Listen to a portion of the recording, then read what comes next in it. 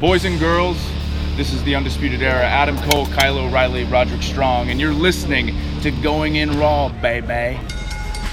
This is the glorious one, Bobby Roode, and you're watching Going In Raw. What's up, it's your girl, Sasha Banks, the Legit Boss, and you're watching Going In Raw. You like that? Hey, friendo, Steve here. And Larson. And welcome back to Going In Raw, the only pro wrestling podcast you can be listening to right here, youtube.com/Steve and Larson. And available wherever podcasts can be found. Yeah, that's right. Be sure to hit that subscribe button and the notify bell next to it just to make sure you always get your new Going In Raw notifications. We're also available on the Patreon at patreon.com/Steve and Larson. We have a variety of awards. What did we talk about yesterday in our bonus episode? No, I remember. It was AEW Bash at the Beach. Oh, Bash at the Beach, yeah. We were talking about what WCW or WWE trademarks that they have probably not picked up. Oh, they're probably of Legion. And which ones we should get. What did we settle on? No, didn't we settle on it in your house? No. Capital Combat. That's the one we need. Hog Wild is what I'm really pushing for. I like Capital Combat, the return of, and then I don't know who's going to return. I don't know. Why don't you just look at my hair? Your hair looks flatter than normal. The return of my hair. Really? Did you get your haircut yesterday or something? I got a cut on Sunday. Oh, okay. Sunday evening, I had her clean it up. Yeah. A little bit. Yeah. Does it look flat? Yeah, it looks a little flat on top. Oh, okay. Yeah, I don't know what to tell you, dude. I mean, is it good or bad? It's or fine. what? It just looked a little different. I just noticed it looked a little different. All right. I'm not making judgments whether it's better or worse. I feel like good or bad. I feel like in your head, you're like, he looks like an even Looks bigger jerk than he terrible. usually does. It's like you're wearing a piece. Hey, one day I'm going to be there, man. One day I'm going to be there. You got what did John Lovett say in that Seinfeld? That's right, Jack. That's right, Jack. You can do that then. How about that? Sounds good.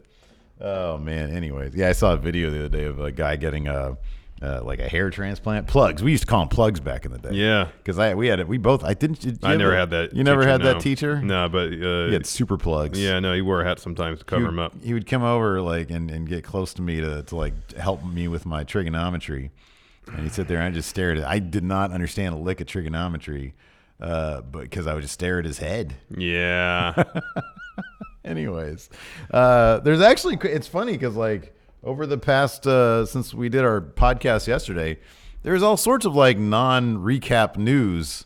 Yeah, Raw was something. Raw happened, but man, Randy Orton and Tony Khan going. I didn't know Tony Khan knew how to bring such fire to a Twitter beef. Man, that was crazy. That was pretty nuts. I was not expecting that. The level of vitriol. Yeah. Being brought. Well, he's protecting his dad. I get that. Totally. He's protecting his brand, too. Yeah, true. Yeah. And, he talks seemed like some friendly garbage. Oh, yeah.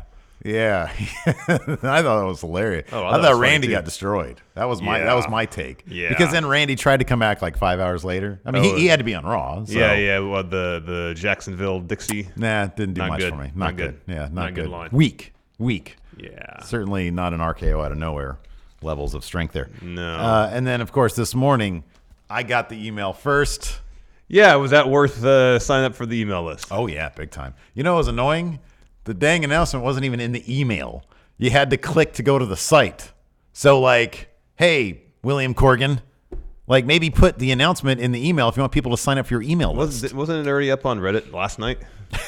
Was it? That's what I thought on our secret mod chat. Someone posted, and it was when I woke up this morning, it was there. Or was it last night, and it was already there? So the big NWA announcement, of course, was they're doing a talent search.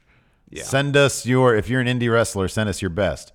We need to get on Cal Jack, because that dude would just gut wrench everybody in the NWA. Oh yeah, 5 o'clock this morning, I woke up and there it was. He would clean up, and then send my email to someone who would probably sell my information to somebody. William Corgan has said explicitly that they are not going to misuse that. They're not going to sell it. So do you not trust William Corgan? Wow, confirmed. One half of Going In Raw. Snake. If William Corgan came to you and said, hey, Larson, I really wanted to know what it was like to kill a person, and I did, would you turn him in? Who, Billy Corgan? Yeah. Well, he likes William Corgan now. Billy Corgan? Yeah. I mean, I feel like if you murder somebody in cold blood, that's not cool, man. What a snake, dude. Did you not hear freaking, The Melancholy and the Infinite Sadness. What a great album. Yeah, not a fan of that one. Really? Yeah, Siamese Dream is the only Pumpkins album I can kind of listen to. I actually like the one after Melancholy. I liked I think it was called The Door or something like that. Yeah. Or that song was on anyways. Otherwise, I'm not really much of a Pumpkins fan. Anyways, let's talk about Raw, dude. What'd you think? All right. Yeah. Really? Yeah? There was like 3 banger matches. There was 3 really good matches, but one of them ended in like teleportation. Didn't like a couple of them end that way? So like if I get a really good match, I at least want to finish. Not cut to commercial while Triple H comes out and then Kevin Owens' opponent just disappearing. If Drew had what the hell was that? That actually pissed me off because it was such a good match. If Drew had won that match, would Triple H still have been courting Kevin Owens? I think so. I think that was his goal, regardless of the finish of the match. But like, if a match is that good, give me a damn finish. Oh, Tozawa versus Buddy Murphy. That was tons of fun. That was a killer match, dude. And then Buddy Murphy, Seth versus Carrillo. That was fun. Ooh, Seth versus Carrillo. That didn't. Sorry, happen. Andrade. My bad. Andrade. Yeah, that was good. But again, didn't that end? Was there a clean? There wasn't a finish there. No. Yeah. There wasn't a whole lot of clean finishes. Yeah, that was the main issue with last. But at least there was a finish. At least the match had a conclusion. Lucha House Party came in and beat people up. Mm-hmm. That's the conclusion of the match. Yeah. I mean, how do you have a match that good on TV and then don't give us some sort of finish? What was the kayfabe reason for Drew leaving that match? Come on. I'm asking you. He doesn't want to deal with all this NXT nonsense, I guess. I don't know. Oh, somebody doesn't need a henchman. You don't. This isn't. Oh, you have situation? All your henchmen, Hunter from NXT. You're good. All right. I'm not needed then. I'm not needed. It just didn't make any sense to me. Yeah. Like there's no. They didn't even bother trying to put forth some crap explanation. Just no explanation. Yeah. If a match is that good, it was a really good match. Give us a finish. Yeah. Right. And I'm not supposed to sit there like I knew something weird was up when Triple H starts coming out and they cut the commercial. I'm like, why are you cutting the commercial now? This is when more stuff's happening. And you expect me to believe that Triple H is just going to stand around for 2 minutes and Kevin Owens and Drew McIntyre are just going to stand around for 2 minutes while you watch some BS ads we don't care about? There has been a noticeable increase in cliffhanger commercial breaks. And like from a narrative standpoint, it doesn't make like a sense. It's like I get the idea. I totally get the idea. Oh, what is he gonna say? It's gonna make me stick around for the third hour. Yeah, that makes sense though. After the finish of the match, yeah, finish the match, then have Triple H say what he's gonna say. Don't just have no finish. I know. And then have Drew teleport out. Like you've jobbed out Drew enough. You couldn't just job him out to Kevin Owens here. Like I understand protecting people, but then at least you have some sort of finish that the match actually concludes. Drew is like the least protected. He's the least protected guy because that guy eats. I can't even remember. Like I know that he wins like against like crap opponents, but like whenever he's up against somebody who even comes close to like being in the mid card, they always find a sneaky way to beat him, and it's always a surprise. At this point, it's kind of not a surprise that Drew McIntyre loses. So why couldn't you have him lose last night against Kevin Owens? I mean. You got to be careful there, man. You're starting to sound like Alvarez. Is that a kindred spirit of yours now at this point? No, but it's like I feel like my modest intelligence is insulted. Modest intelligence. When they don't even dullards are insulted by this one. Because give us a dang finish. Like what are we supposed to? How are we supposed to piece together what happened? Like. It doesn't make any sense. Yeah. It doesn't make any sense. You have a great match. Give us some sort of conclusion, satisfying or not. Because what they gave us is ultimately, by any conceivable metric, completely unsatisfying. They're not going to tell us who's on this dang NXT team until after War Games, right? Probably. Because they kind of know that War Games is going to mess some people up. Yeah, and they can't really include someone and then have them be in the War Games match and have them be hurt. Yeah, that's why they're doing that. See, like... There's 2 issues I had with this whole with the Kevin Owens thing because the match was great. He and Drew McIntyre finished non-finished garbage. Hunter went out there and had a great promo. I just kind of wish that there was a huge NXT Raw brawl that broke out around the ring, and Kevin Owens is just left there to survey it. Give him a moment. I know Triple H and Adam Cole had a moment when Undisputed Era was beating down Kevin Owens. I think Adam Cole was saying, "You told me it wouldn't be like this." Yeah. But give us a face-to-face between Kevin Owens and Adam Cole, where Adam Cole is like telepathically telling him, "You can join us." Adam Cole should have been the one recruiting him in the first place. I mean, I get that not everybody knows what the Mount Rushmore of wrestling is. I totally get that. They shouldn't be expected to know the PWG backstory. Or have Triple H start it And it's like, oh, I can't convince you. Maybe this guy will. But just imagine the image of Kevin Owens standing in the ring by himself or with Adam Cole and seeing all this mayhem going on around There's him. been plenty. No, I agree. That's a really interesting image. What you're suggesting is really great. But there's been enough times when commentary has explained, and by the way, with Samoa Joe on commentary also, which was great. He's the perfect guy to just fill the audience in. I know. These guys have a ton of history, and finally their paths are crossing. This is the one guy who could potentially recruit. Like, people are okay with that. Like, I get a sense, even if I'm a casual, I get a sense, okay, I get it. These guys know each other. Everybody who watches Watch Along. Right. There was that time when Kevin Owens showed up after winning a match and Yeah. a great moment. Yeah, exactly. But it's No, I thought Adam Cole. I thought that would have made that bit better if Adam Cole's the guy to come out and recruit him. But also, then if you had this, pretty much now that Kevin Owens got beaten up, the odds of him showing up to help. For example, there's a spot open in the War Games match. Still, imagine if something like that happened and Kevin Owens comes out. I guess that could still happen with Undisputed Era beating him down. Kevin Owens comes out for that last spot in the War Games match, or Kevin Owens, I don't know, something. I don't know. I just felt like it's a great concept they have presented to them, and then they don't really do anything satisfying with it. I think Triple H is. I think I think NXT number one. I think NXT is going to be really good tomorrow because I think that Triple H is sort of in control of how that is presented. Yeah, and we saw how that happened before with the OC. It was a really terrific episode. And so I think the fact that at the end of the episode of Raw last night, he said, hey, we have an open door. Anybody can come. I think that's going to be pretty cool. I think they're going to do pretty well. And they might inch closer to be, because AEW is going to be sort of a regular episode. Yeah. And NXT is going to have hopefully what should be a fire crossover episode. Yeah, they're supposed to go bring out all their A game. Kind of interesting. I mean, they might actually beat them in the ratings, but I don't know. So I don't know. Yeah, no, I feel you. But I thought there was enough going on last night that I was into Raw. I mean, the matches. I thought there was three killer there's three matches, really good matches, really killer matches. Sometimes it's like if you're gonna give me a wonky finish, it's fine. Just give me a wonky finish then. Mm-hmm. What do you think about the War Raiders?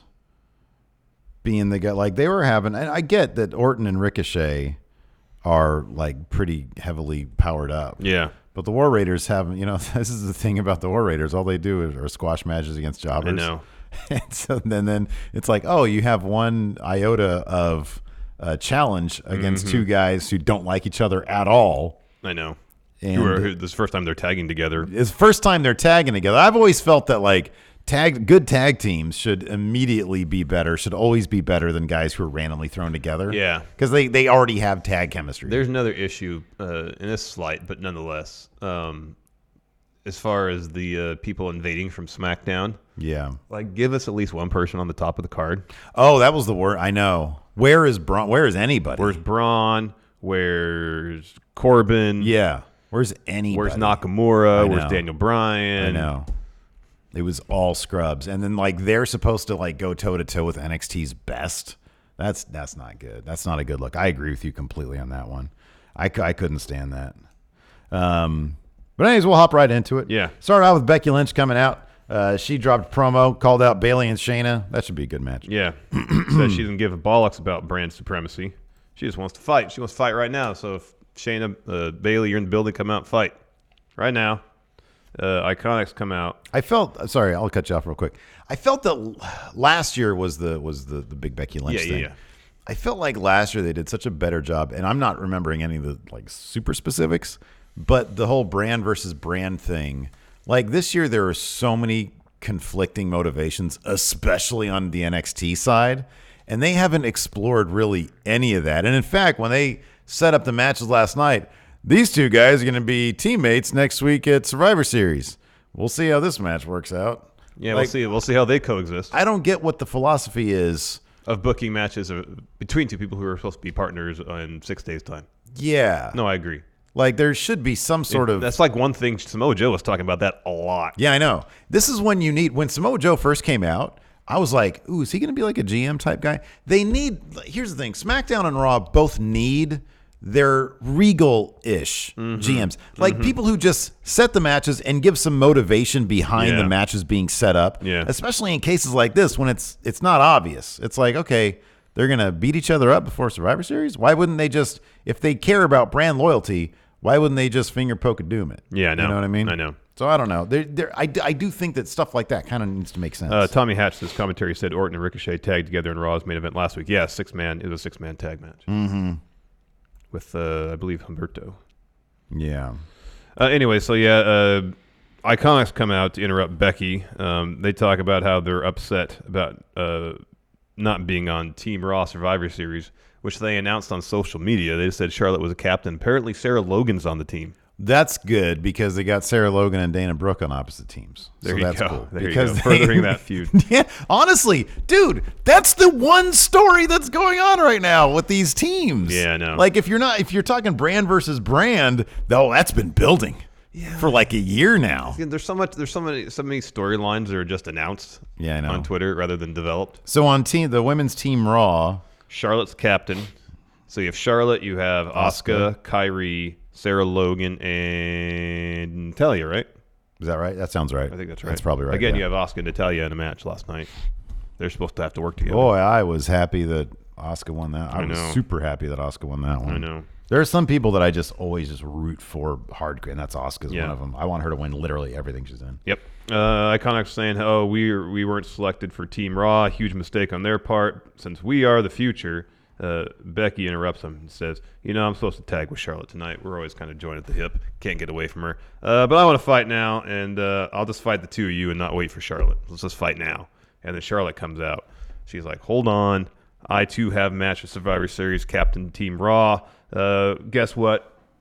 We're tagging together. And then Samoa Joe makes his entrance. He joins commentary. I thought he was going to start laying out some of them ladies with coquina clutches.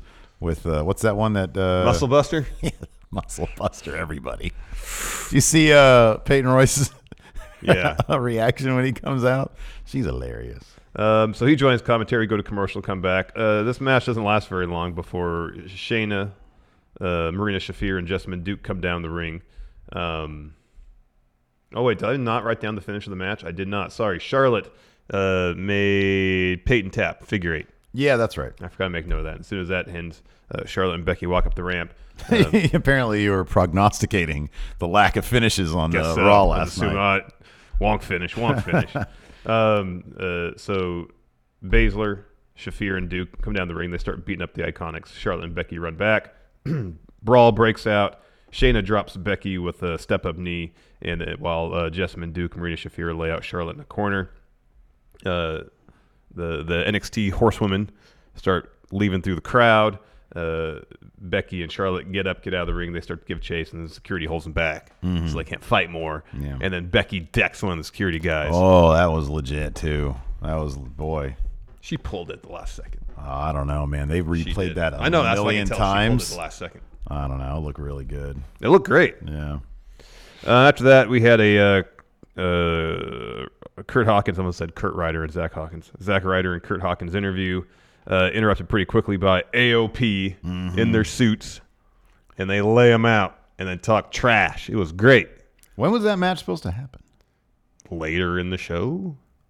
So instead, that's why they put the Randy Orton on. Okay. That's what he said in his interview. I heard the War Raiders are looking for a fight, even though we never heard the War Raiders say that. That was like the last match on the show. Yeah. Like Ryder and Hawkins, like they couldn't have just been fine for that match. Like they didn't need AOP to beat them up. Like it would have been an L anyways. Yeah, I know. It didn't matter. I know. You're really going to give up that opportunity, that hard-fought opportunity. Hey, but you know what? I really like that AOP did something. Yeah, man. And, I like that. So they'll have like a thing maybe with Ryder and Hawkins where they just destroy the crap out of them every single week for like 3 weeks. Then they'll go on like an 8-month streak of beating in squash matches local enhancement talent. Then maybe at some point we'll have a match between them and the Viking Raiders. Yeah. Next, Carl Anderson. Taking on Umberto Carrillo, OC. Well, AJ more or less drops a promo saying he would love to defend his U.S. title against Umberto, but Carrillo disrespected AJ last week. Luke says, yeah, and if you disrespect one member of the OC, you disrespect them all. and that's why he has to take on Hot Carl Anderson. Mother-loving Carl Anderson. I love when he says mother-lover. Mother-loving Hot Carl Anderson. Hot Carl Anderson. Hey, I was happy to see a Carl Anderson match, though. Yeah, me too. But, all these Carl Anderson matches always end the same. Yeah. Although this one, yeah, I mean, there was interference, but nonetheless. Yeah. So Carrillo sets up for his finished moonsault. Luke and AJ pull Carl out of the ring. Street Profits come down the ringside, distracting the OC. So Carrillo takes them all out with a tope. Finish. Oh, sorry. And then Carl back in the ring. He goes for a powerbomb on Carrillo. Carrillo reverses it to Arana, sends Carl into the turnbuckle, follows with a kick. Carrillo acting like he might go up to the top. AJ's over distracting the ref. Luke gets on the apron, drapes Carrillo's throat over the top rope after Carrillo comes over to him. And then Carl rolls up Umberto. Montez Ford pushes Carl over, so the tables have turned. Carrillo now has the roll up, while Angelo Dawkins and later Montez go and grab Luke Gallows' legs so he can't get in the ring. Umberto picks up the win. Yeah. Not a surprise because Carl Anderson eats a lot of pins. Yeah. He doesn't seem to care. He's got that less hot Carl and more cold Carl. He's got, but all he's got to do to cool off is have a beer and ride his little kid's slide thing down backwards into the pool. Yes, into the pool. His social media is a delight.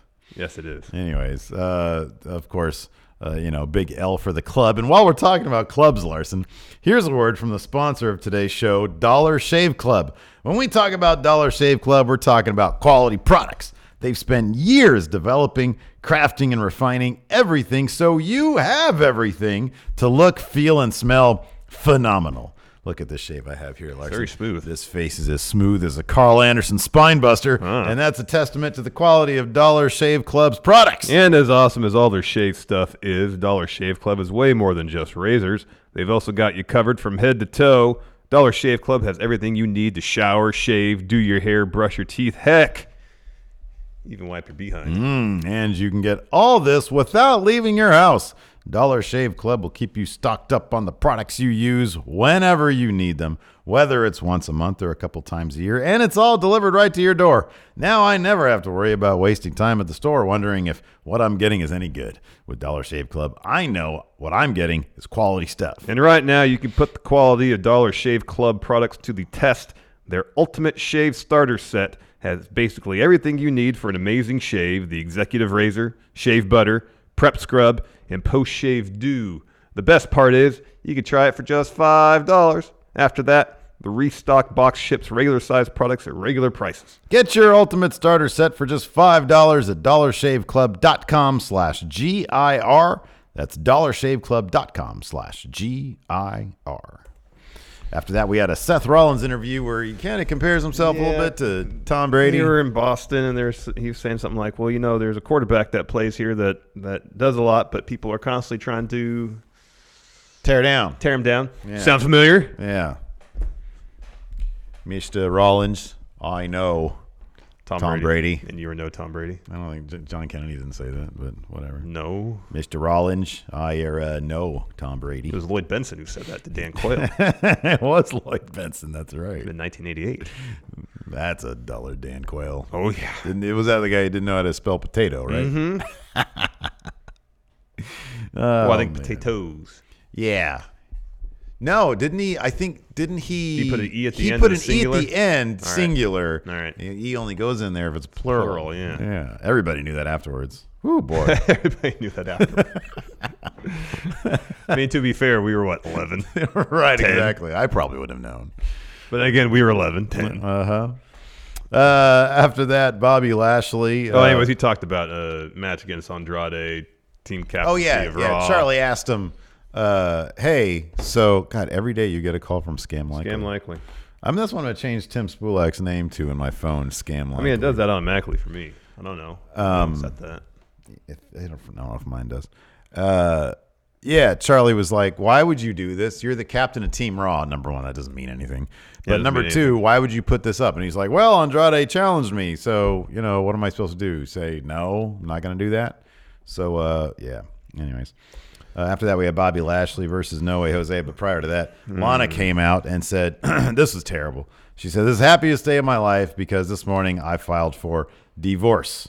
And then she said, and this morning, Rusev got off his plane from the European tour and was offered and received this. And there's on the Tron, there's a picture of it with a bunch of redacted personal info. From the Commonwealth of Massachusetts. Yeah. A restraining order, so he can't come within 90 miles. And then Bob Lashley leans over and whispers something. She says, "Oh, I love it when you correct me." Yeah. Now, was the correction like actually him correcting her, or was this part of the script? Did she mess this up? And then then she said 90. Then she said 90 days.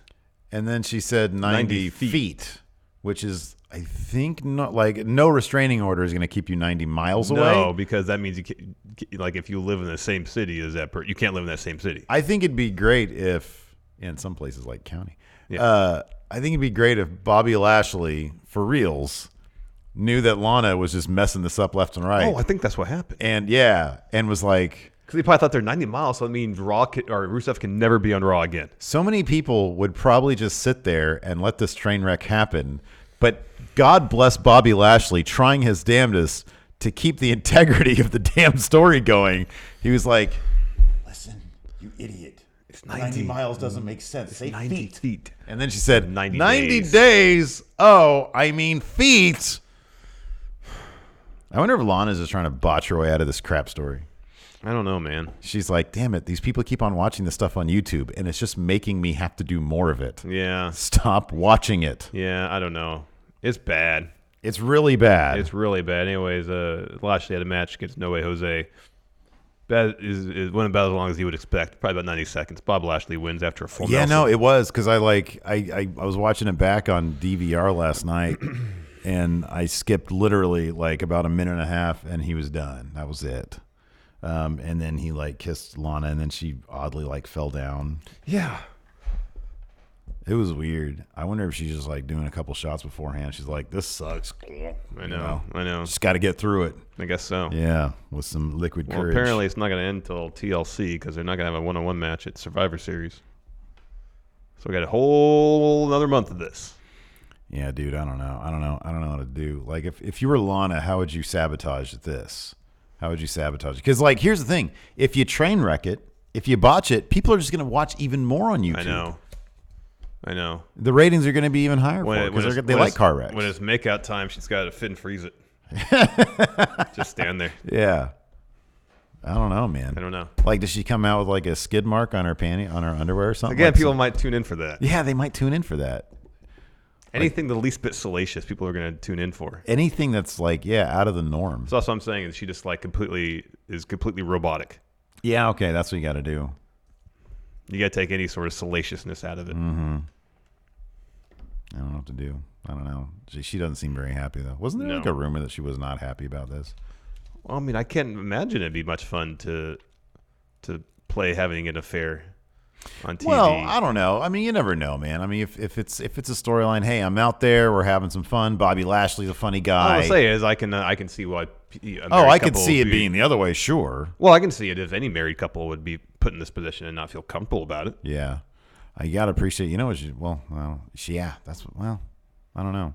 I don't know if you would rather not be on TV or be on TV with something really bad. Mike Kanellis obviously would rather not be on TV than be on TV with something bad.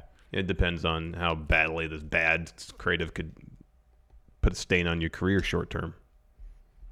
Like Lana, I don't really think this is doing much damage to Lana. No. Because she can just, like, as soon as she gets good creative, people want to cheer for her. They always have. Yeah.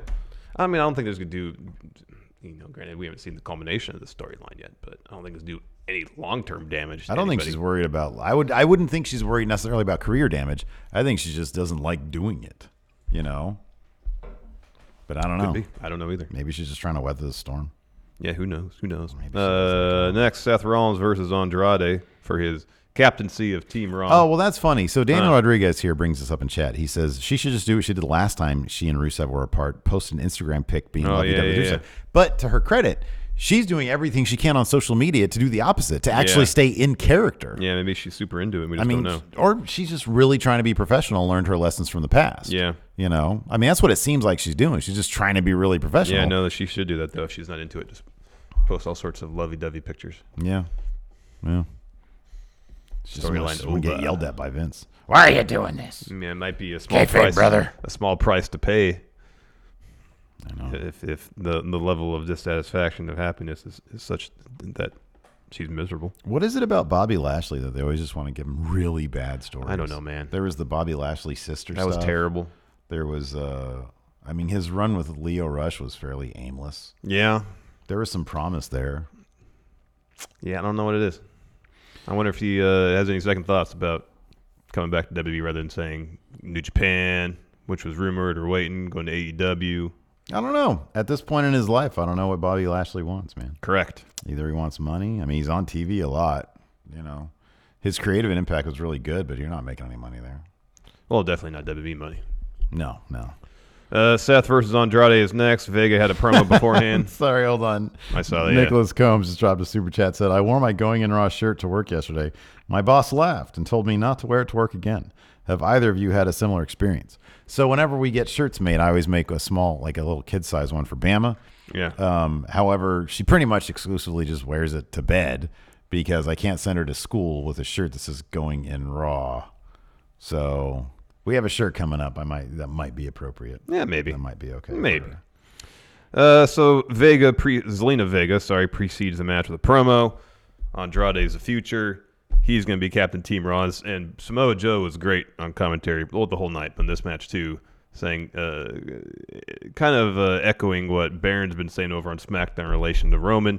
Seth, he's not that good of a leader. Yeah. People aren't, rallying behind him to form a unified front in the Survivor Series thing. She should have brought up the Raw speech. That didn't happen. Yeah, no. Andrade, on the other hand, Joe said, he's the man that could bring the Raw locker room together. Mm-hmm. Good stuff. Well, he's known for creating one of the most dominant factions in the history of wrestling. Los Ingobernables. Correct.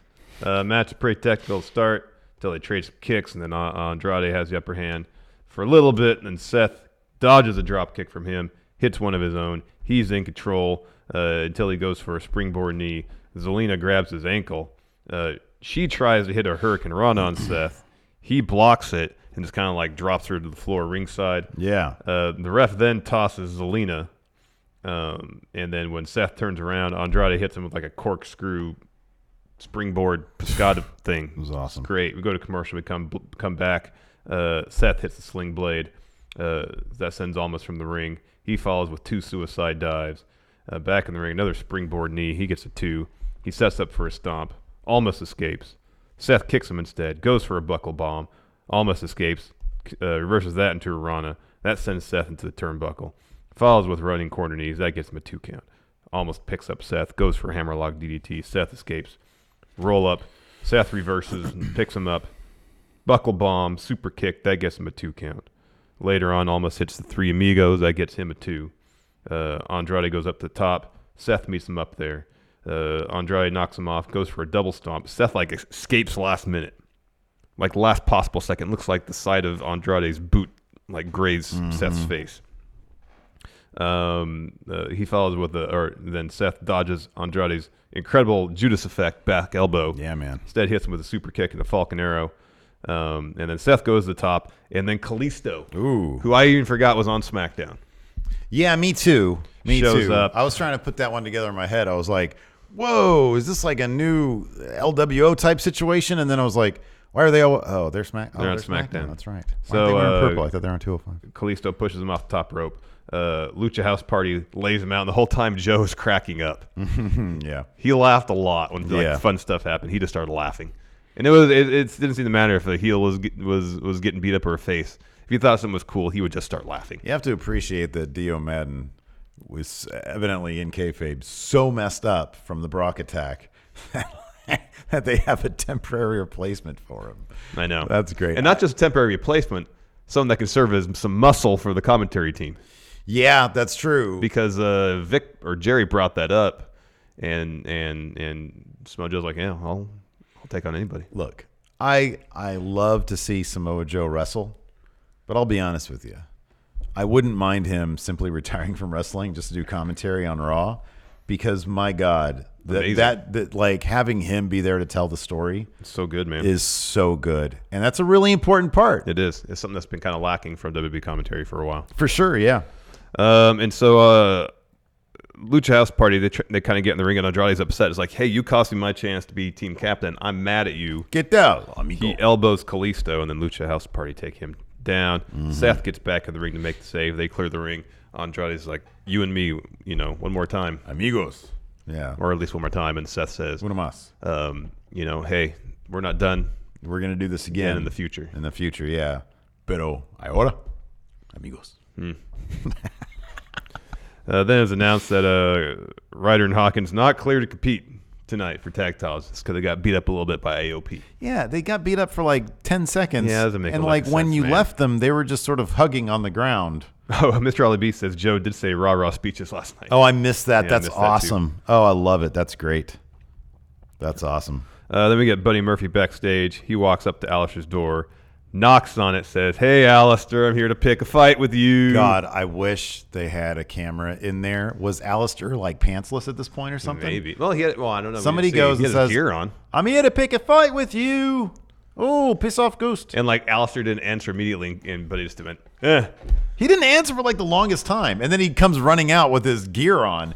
It'd have been awesome if he was still like getting his trunks on. I know. And he looks in the wrong way first. It was so cartoonish. Yeah. And then he looks the other way. They really shouldn't have Alistair involved in something like this, man.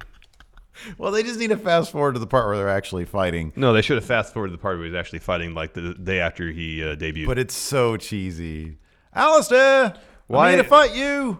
Like it kills Alistair's mystique for having to be so reactionary. So like he should be proactive. He carries around a little sign for his room.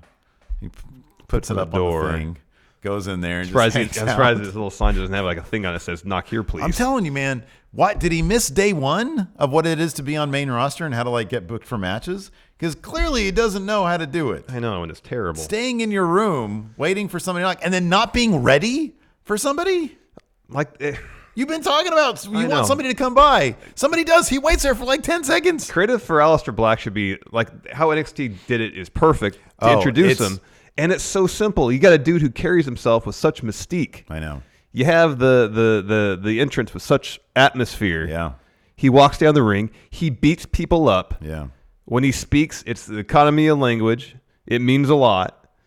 And then week by week, show by show, you start unveiling more facets of the characters. How NXT did it. And that's how he got over huge. You have, dude. You don't put him in a room and wait for someone to come fight with him. He goes out and picks the fights himself. It is literally the perfect example of the problems that exist on Raw versus how things are handled on NXT. It's the same guy. And I mean, I know there are other examples out there, but I mean, you can look at guys like the Viking Raiders. They're handled fine. I mean, there's too many squash matches, but whatever. Andrade is doing wonders on main roster, probably more so than he was doing in NXT, although I know he was champion there. But Aleister Black is a guy who honestly could have shown up and become Universal Champion immediately. Mm-hmm. And they have just put literally, I mean, what a metaphor. Put him in a room waiting for something to happen.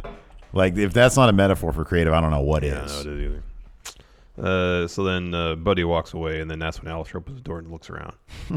And by that point, I just assume that Buddy has sprinted down the end of the corridor and turned a corner. Andy Jocelyn says he couldn't pause my career. Oh, there you go. He was in there playing a video game. There you go. And he couldn't pause it. Next, in the parking area or the garage area or something, Team NXT shows up. Triple H gets to have his SVP. There's so many things that you could comically say about this Aleister Black thing. Why he didn't answer the damn door after months of literally saying, I want somebody to come to my door. And then he doesn't even answer it. I mean, he does the second time, but he doesn't even answer it. That is so stupid.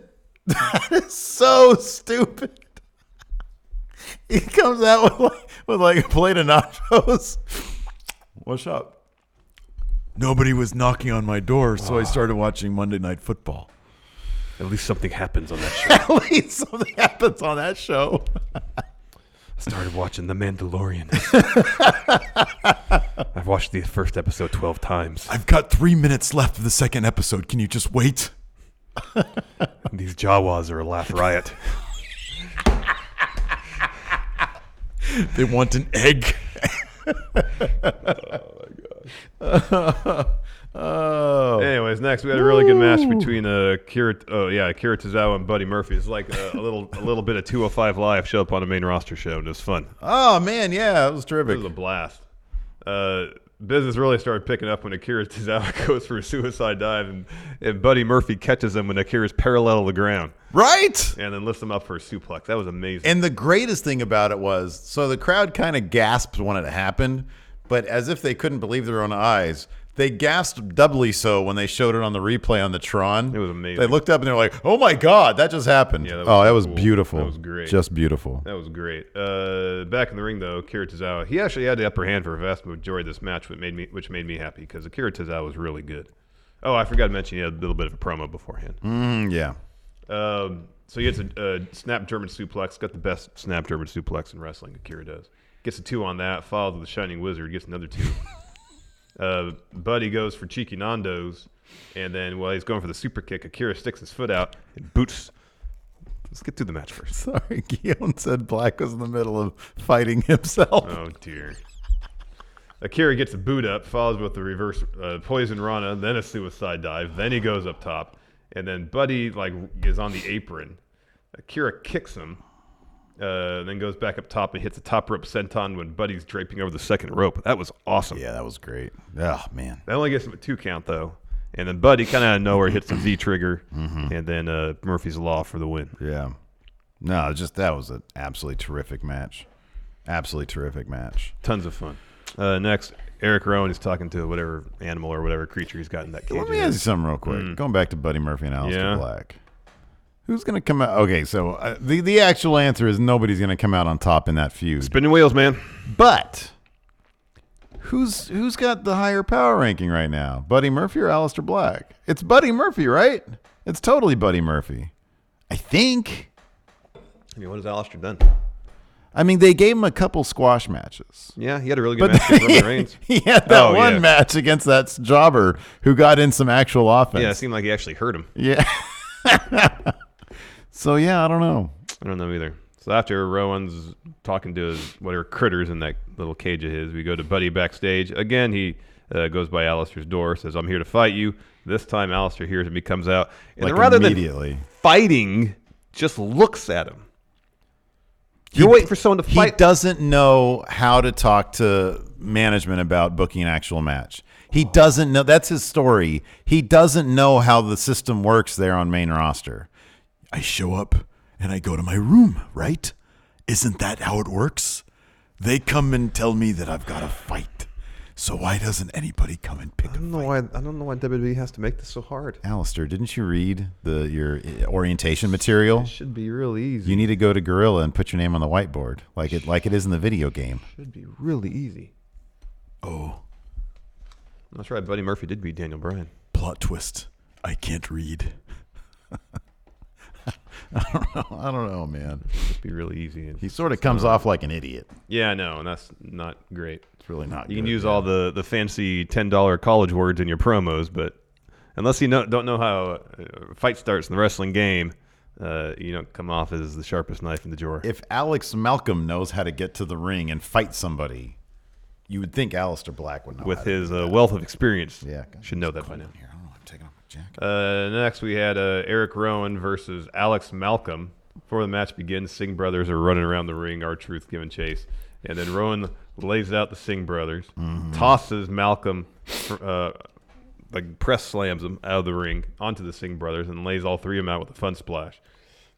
R-Truth runs backstage.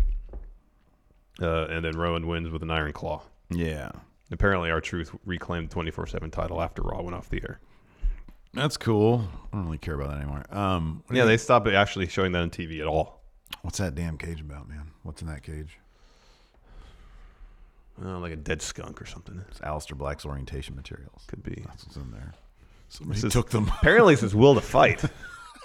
Somebody took them from me. I didn't get to that page. I was filling out my emergency contact info.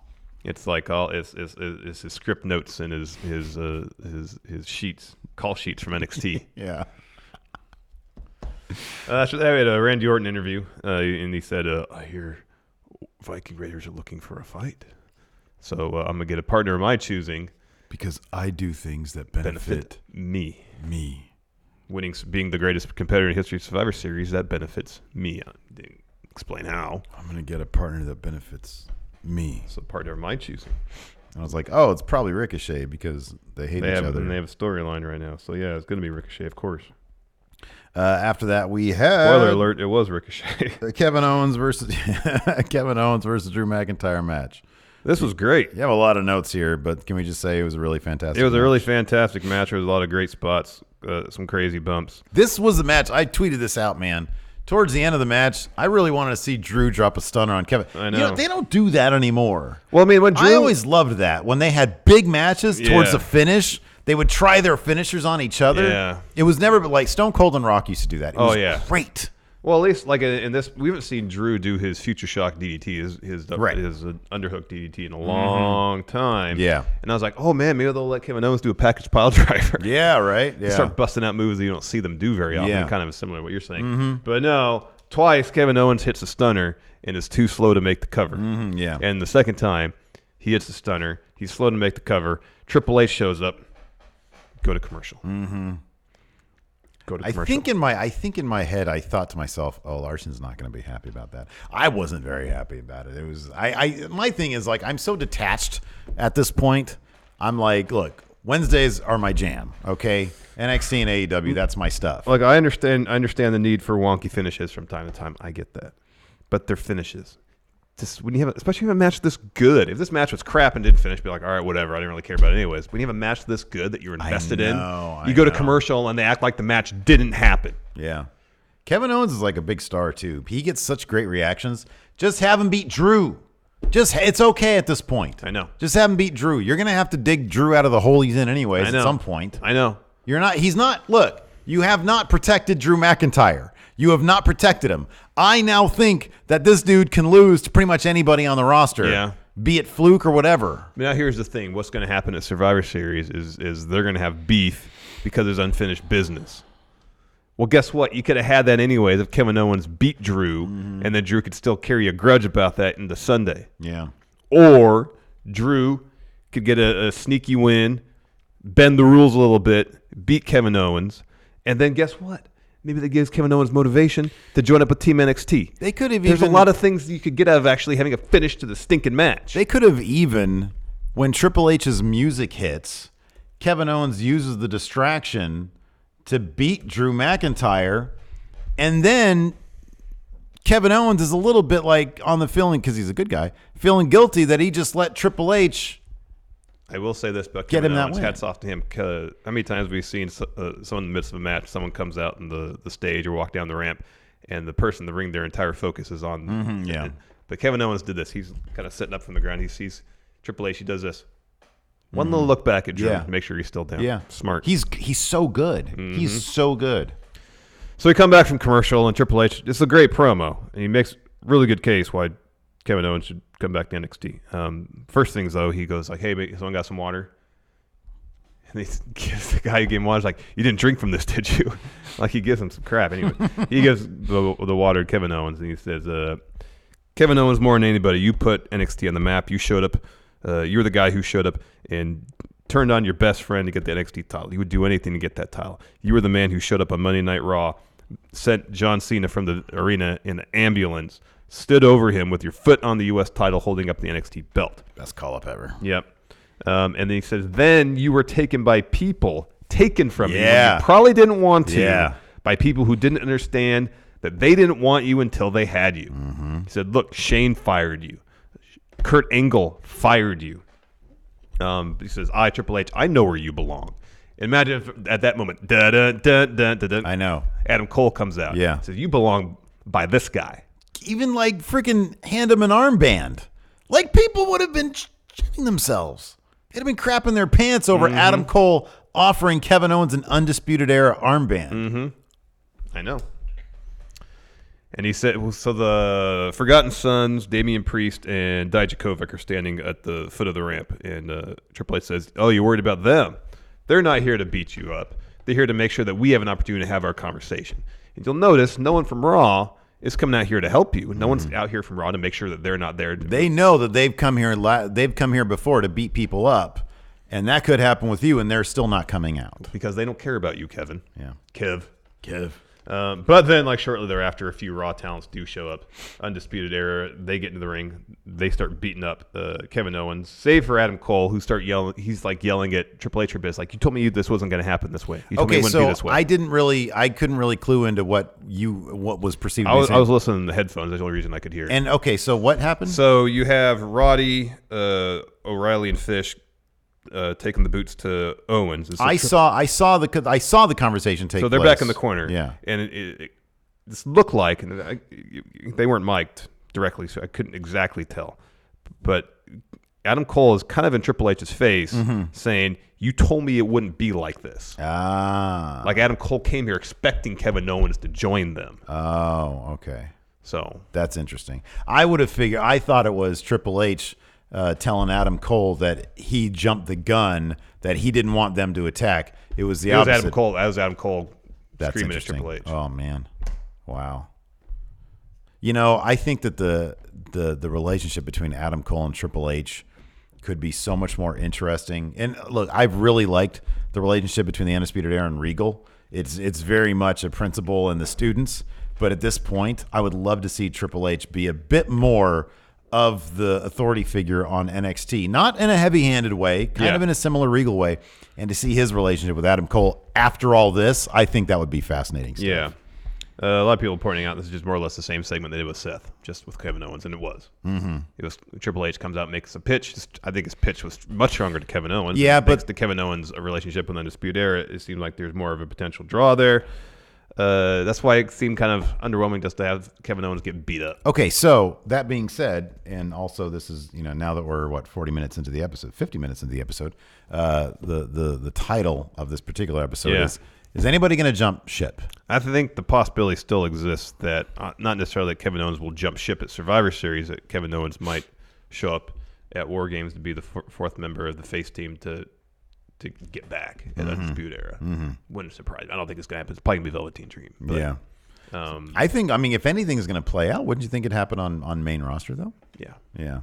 Yeah, because I'd be just surprised if they had an NXT storyline develop on Raw. Mm-hmm. Yeah. I don't think Vince would concern himself with that. Well, I Heyman. I wonder if I'm really fascinated by the conversation between Triple H and Adam Cole, and I really hope that he put that there as a seed for what we're going to get on Wednesday. I would hope so. So that he can tell his story. I would hope so. That's what I really want to see. I want to see that really, really bad. Yeah. Next, Umberto Carrillo interview. He gets a match against AJ Styles next week for U.S. title. Then we cut to a Heyman promo. He just gives us the full timeline of the Ray Brock feud with video evidence.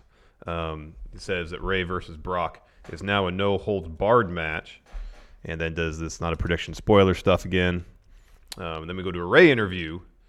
Before he had a really cool mask too. His mask looked great, and it was color coordinated with his because he had a turtleneck, yeah, a turtleneck, and then a kind of a. I think it was the leather. It was Louis Vuitton, the brown and yellow pattern, but it looked great. It was pretty cool. Sean Lindsay here mentions that NXT Preview was just released, and they announced Undisputed Era versus the Revival.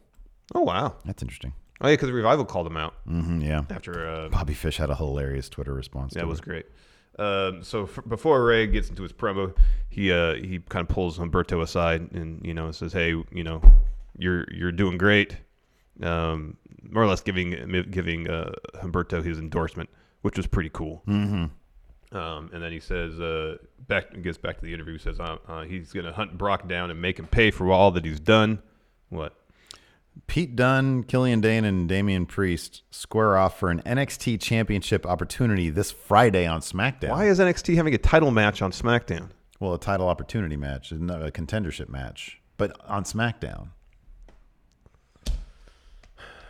I mean, they did at the end of Raw. They did advertise SmackDown as being this one big sort of super show thing where everybody's going to be there. They have like the entire roster of everybody, like on SmackDown, which is a smart move. I mean, they want It is, but then I assume that's going to be a situation where they're having the match, and then that's going to be a thing where a bunch of people make it a wonk finish. Anyways, Ray says the old Ray would have demanded an apology, but I'm not going to do that because Brock, I know you're not an apology type guy. I'm not coming for an apology. I'm coming for your WWE Championship.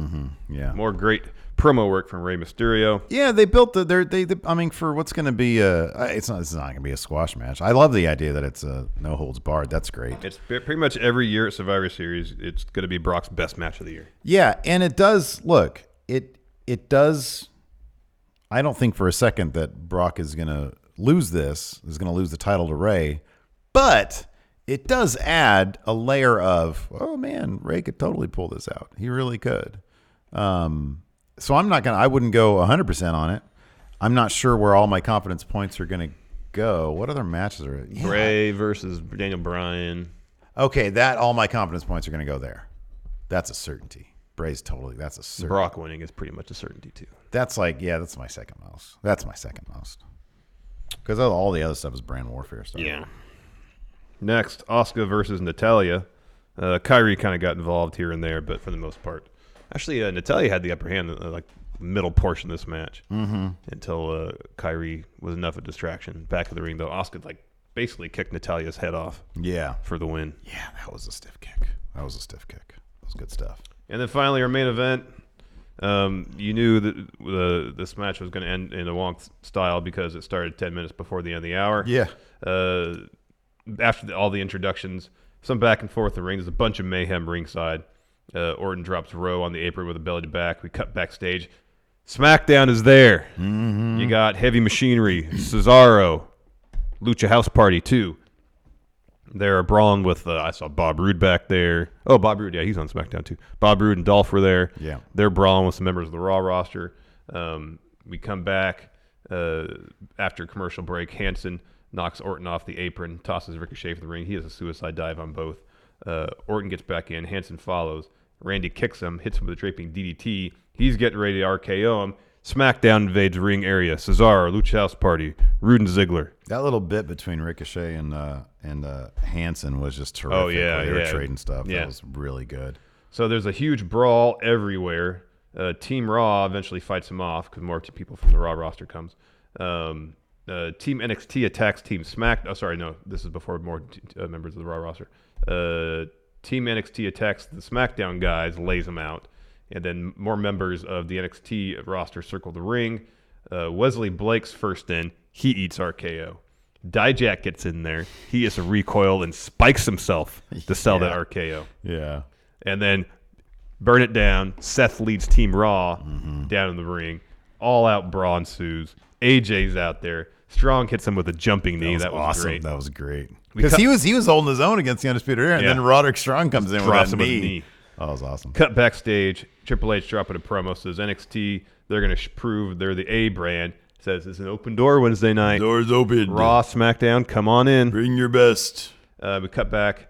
Team NXT is standing tall in the ring as the show closes. And then Keith Lee press slams Carrillo out of the ring onto the Street Profits. Yeah. Keith Lee is getting some great spotlight moments to close Raw. He is. And over there on NXT, he's getting a lot of spotlight. It's great. Yeah. It's great. Can all bask in his glory. Bask in his glory. All right, here we go. Let's take some questions. Yeah? I'm on the Discord. Arma, considering Sarah Logan has been added to the team out of nowhere, do more women wrestlers need to be called up to main roster, or is it an injury issue with current wrestlers? Who was? Sorry? Sarah Logan? Sarah Logan's been added to the team out of nowhere. This shows that they don't, I don't know. Do more women wrestlers need to be called up? No, there's plenty of women's wrestlers on the roster. They don't really, spotlight them. Well, here's the thing. Sarah Logan's been doing really good work on Main Event. Yeah. I mean, Main Event's a joke show, but her and Dana Brooke holding down that show. They are holding down that show. They fight a lot on it, and they're both. Right now, WWE is focusing so much on the Four Horsewomen. Yeah. On the main roster, it on does, Raw and SmackDown, and I understand why they would focus a lot on them, but they're it's like exclusive focus on them has meant a lot of other members of the women's roster have not gone on TV, Like, where's Naomi been? She hasn't been on TV for months. Yeah. As far as I know, she's not hurt. I could be wrong. Quiet Wyatt Designs. Yeah, I thought something was going on there. I thought there was something. I forget. She had tweeted something out. I don't know. I'm not going to say, but I thought there was something that it wasn't just that they have nothing for her. Quiet Wyatt Designs say loser of Seth versus Andrade went on to lead the NXT team at Survivor Series. So Larson choose Seth's 4 team members and Steve filled Andrade's team. So if Seth had lost last night, he would have gotten captaincy of the team NXT. So and Andrade, well, I guess he did lose. So if Andrade had to pick team NXT, who would he pick? His team NXT would have been, I'm trying to think of like Damian Priest, Killian Dane, Angel Garza, and who else is there anybody else there that's related to LIJ or CMLL? Not that I'm aware of. All right, I don't know. Be done. Yeah, I was going to say, whoever is not in the War Games match, that's who I'd pick. Because Yeah. I don't want someone on my team who's already going to be beat up. So give me Peter Dune. Give me Damian Priest. That super tall guy. Oh, and then the cave mannequin. Yeah. I don't even know who that guy I know he is. is. No, but I'll Super tall guy. super tall guy in Swerve. Super tall guy. Oh, no. Andrade would have taken Dexter Loomis. Oh, yeah. Twine Winder. Walter is on the card at the Evolve show near me. Very excited. That's cool. I want to who's see what? Walter. Walter's on the Evolve show. Oh, hopefully you go. Yeah, Jimmy Thomas says, I wish Braun was on Team SmackDown just to see him work with Keith Lee and Dijak. He is. Ron is on Team SmackDown. Nice. Wait, who's Team SmackDown? It's Roman, Baron, Ali, Gable, and Braun. Okay. Oh, that's right. Okay. Yeah. So, yay. Little Fettuccine 69. Favorite 2 sides for Thanksgiving dinner? Stuffing and Sweet potatoes. I'm just gonna. For me, it's just stuffing. Double stuffing. I'm trying to remember if my mother-in-law makes mac and cheese or not. Unless there's Brussels sprouts with garlic and bacon. Oh. If there's mac and cheese, then that's like my number 1A, 1B with stuffing. Let's see here. Adam So Tokyo says, Larson Steve, what shirt sizes you wear? I want to send you some things from Japan. I'm an XL and Larson's an L. Yeah. Let's see here. Stefan Hartz. Do you guys see any cruiserweight guys becoming Universal or WWE champion? You know what I noticed with Buddy Murphy? There is no possible conceivable way he was. Wait, what's Aleister Black? Aleister Black is. It's like 6 foot. I think Aleister Black is 6'1", but he's got to be at least 5'11" or 6 feet, and he's got bulk on him. Oh man, he's thick. I mean, that original story with him and his weight was like, I don't know why they ever veered away from that. I know. Because that dude, there is no way he was 205 Yeah, I or know. under. I know. Not a chance. I know. Because when he was face to face with Aleister, I was like, they're like comparable in size. Like, Yeah. it's not like Buddy Murphy was Well, just. height wise, yeah, but Buddy's thicker. No, I know. Way thicker. Like, height wise, they are pretty darn close. Like, Yeah. they're within an inch of each other. Yeah, Aleister Black, I think, is about 6 foot. I think he's 6'1". I think I looked up that he was 6'1". Buddy Murphy's 5'11".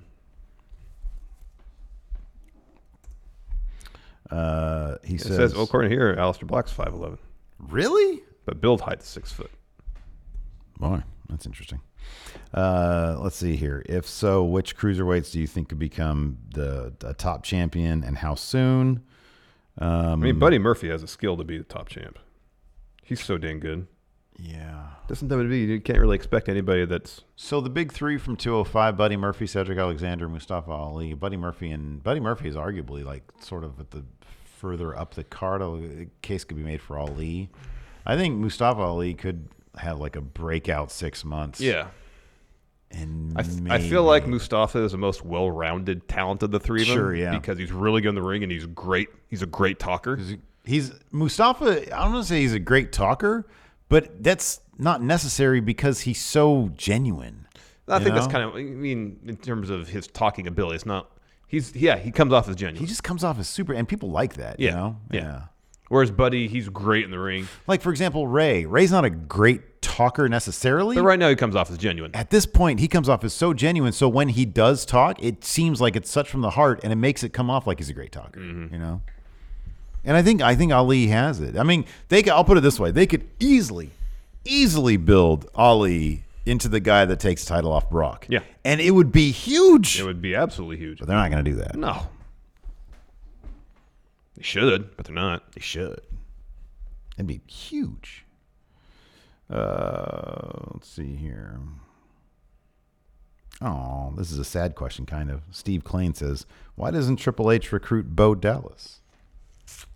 Look, kid, your time has come and gone. Imagine if he made that pitch to all the former NXT champs on main roster. Him, Big E, Neville's not there anymore. Zayn. Yeah. He was champ for a little bit. Yeah. Nakamura. We became patrons of Wrestling with Regret. Yeah. Because I wanted to see that Brian Zane, he posted a video that got early access last night. I think it might be up now, of his thoughts on getting blocked by Jim Cornette. Oh, wow. Yeah. Oh, I want to see that. It's a damn good video. I want to watch that. It is as much as I loved Brian Zane in the first place, it's like even more. Let's see if he posted. I think he said, it might not be up yet. Let's see here. I don't know. Maybe he's going to put it up tomorrow. Maybe it's his tomorrow video. All right. But you can watch it now on his Patreon. Yeah, I'll do that after we're done here. It's terrific. It's terrific. I just said that because you mentioned that you said Zayn. And I'm like, oh, Brian Zane? Oh, no, Sami Zayn. Okay. Sami Zayn. Let's see here. Dakota Miley. How many U.S. title matches is Umberto going to have until he actually wins?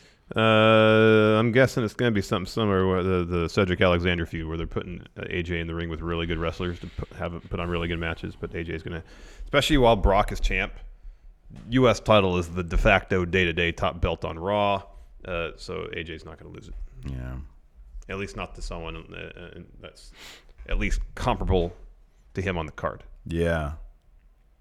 Now, if they had a full-time WWE champ who's on TV every week, that would be different. But I think right now, the U.S. title is de facto top belt. John Justice. Do you think they should add a network show for all the NXT wrestlers who don't get TV time and developmental talent? Yes. And one of our friendos, was it Blake Whitehouse? Who was it? Said they should call it NXT Breakout. Yeah, that'd be good. And I thought that was a great idea. That'd be good. Blake Elizondo, was that it? Somebody Elizondo? Breakout? Yeah, there's Blake Elizondo. Okay, maybe it was him. I think it was one of our Blakes. Well, let's see here.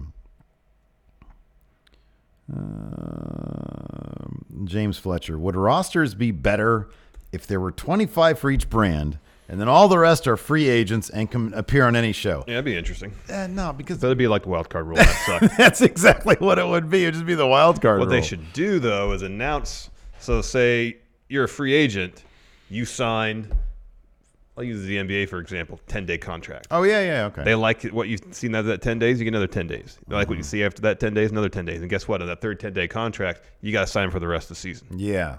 They should introduce seasons. That'd be cool. Yeah. Yeah.